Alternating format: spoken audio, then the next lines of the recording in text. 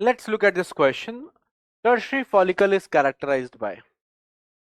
बेटा अगर तेरे को इस क्वेश्चन में डाउट आया और तू इसका वीडियो सॉल्यूशन देखने आया तो मैं तुझे एक बात बता दूं कि नहीं हो रही है पढ़ाई।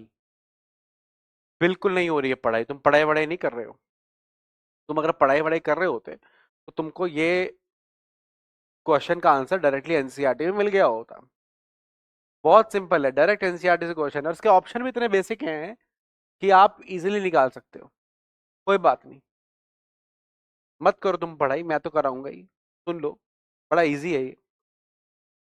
टर्शियरी फॉलिकल किस कैरेक्टराइज्ड बाय, कैरेक्टराइज्ड बाय का मतलब होता है कि उसकी क्या विशेषता है, क्या खास बात है तो देखकर हम बोलते हैं कि यार ये तो यार टर्शियरी फॉलिकल है।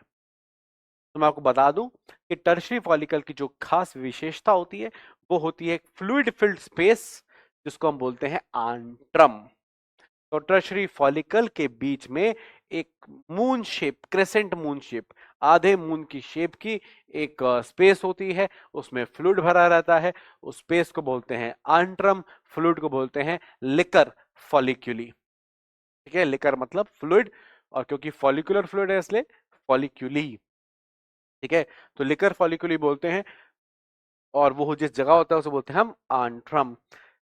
ठीक है, तो पहला ही आंसर सही हो जाएगा। द प्रेजेंस ऑफ एंट्रम या आंट्रम is the property of tertiary follicle. Direct line of ends R T। बाकी ऑप्शन देख लेते हैं, हमेशा देखने चाहिए। The presence of ovule in an ovary, नहीं, ओवरी के अंदर ओव्यूल की बात नहीं है यहाँ पर टर्शियरी फॉलिकल में। ठीक है, वैसे भी ओव्यूल वर्ड हम जनरली प्लांट्स के लिए यूज करते हैं, एनिमल्स के लिए हम ओव्यूल वर्ड को अवॉइड करते हैं। हालांकि आप कर भी लेंगे तो बहुत बड़ा कोई गुनाह नहीं हो जाएगा। ठीक है, but still we avoid it, we use it specifically for the plants. The presence of sperm in fallopian tube, sperm की presence कहाँ होगी टर्शियरी फॉलिकल में? कोई लॉजिक ही नहीं है इसका।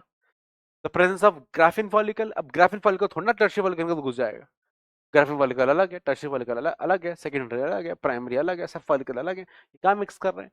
ठीक है ना, आ रही बात समझ में? तो मैंने कहा ना, इसके ऑप्शन भी इतने बेसिक थे कि आप इजीली आंसर निकाल सकते हैं। ए, और लॉजिक क्या लगाना है आपने, एक बार एनसीईआरटी पढ़ लेनी है और कहाँ से पढ़नी है, ऊ जेनेसिस पढ़ना है आपने। ऊ जेनेसिस आप पढ़ेंगे वहां पे आपको ये नजर आ जाएगा। ठीक है, that's the answer, that is a, and that's the concept, that is ऊ जेनेसिस का कॉन्सेप्ट लगाया हमने। कुछ खतरनाक नहीं लगाया, खतरनाक हमें आता भी नहीं है।